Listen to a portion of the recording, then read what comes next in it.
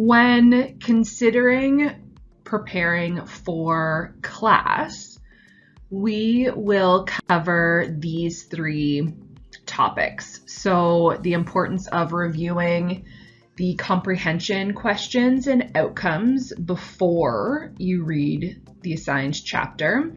We'll talk about generating questions about the important points in your lecture or what you're going to cover for that day, as well as the process of read, recite, and review.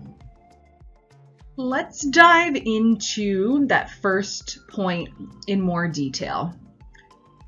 Before class, are you reading the textbook chapters for that class? And more specifically, when you're reading that textbook chapter, are you looking at the comprehension questions and the learning outcomes first? That might seem a little bit like starting at the end, right? If you're, thinking of starting with the questions, the practice questions before you read the textbook chapter. But in actuality, it's a great way to help you start thinking critically about the topic, about what you're going to learn. And it also pulls from your memory information that's related that you have already learned about.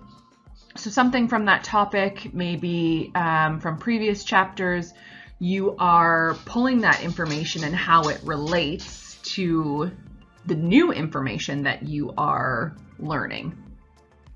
So even if it's just a guess with those questions, even if it's just a guess when answering them, it's a great place to start. Then we get into the concept of having you come up with questions about those important points. When you're asking yourself, what should I be learning from this lecture material or from this textbook chapter, it allows you to have a deeper sense of comprehension. We want you to dig beyond the surface, so deeper learning. It's not just those recall of concepts, what is this theory? What is this concept?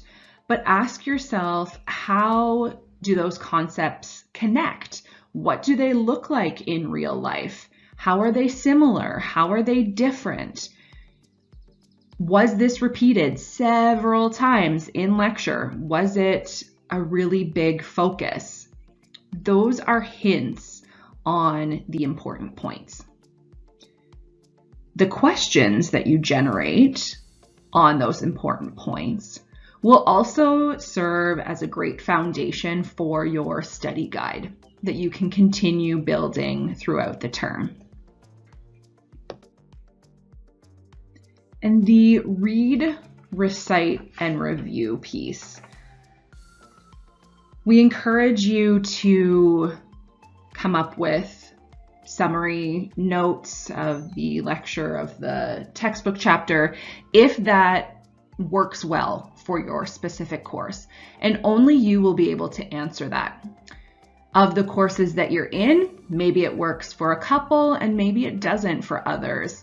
So really taking a moment to see for each specific course, what would work best with this read, recite, and review type concept, right? For some courses, those memory maps, charts, diagrams, that can be really helpful to recall the information from your textbook, from your lectures.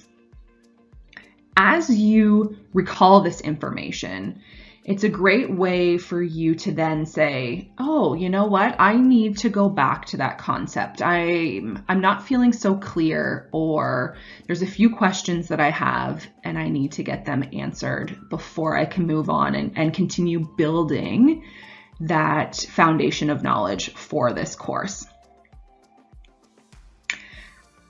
We'll talk more about the importance of review and different ways to do review, but you can see here that practice questions are key to that review process. So ensuring that if you have practice questions after each lecture or assigned as part of the lecture, that you're completing those as you review the material. The practice questions, they also serve as a way, again, to say, this is stuff, this is information, these are concepts that I need clarification on. When you think of the review process, it is more than rereading your notes. It's more than highlighting your notes. It is asking those questions, checking in with yourself. Do I understand this material? How do these concepts work together? Thinking of those analysis and evaluation questions versus recall and memorization.